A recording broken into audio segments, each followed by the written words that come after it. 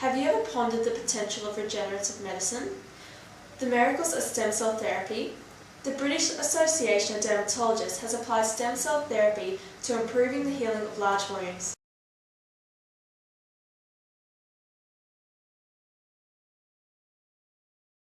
Stem cells, commonly derived from embryos or adult tissue, are undifferentiated cells, meaning these cells can develop into any specialized cell. In this particular investigation, the stem cells differentiate into macrophages, consisting of cytokines, which in turn produce cells essential to the inflammatory phase of healing. Inflammatory, mesenchymal, and peripheral blood stem cells are responsible for the production of extracellular matrix components, which assist in the formation of connective tissue, also known as granulation tissue. The benefits peripheral blood stem cells have on the healing of large wounds was investigated through a clinical evaluation of 4 horses. All horses sustained similar injuries to the metatarsal and tibia bone, with 2 of the horses suffering infection, while the wounds of all evaluated horses were non-responsive to treatment. To evaluate the potential of stem cells in a dermatological approach, blood of the jugular vein was sampled into tubes containing EDTA before being incubated with ammonium chloride.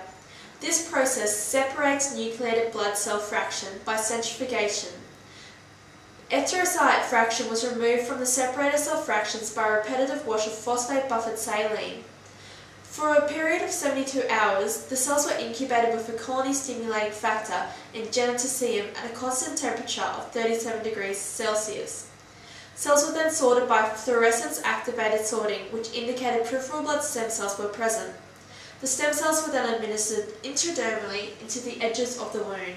Stem cell therapy has proven successful.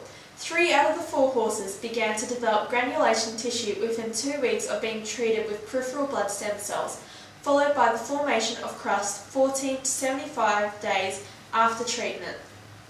Scar formation occurred in the horses from day 75 to 300.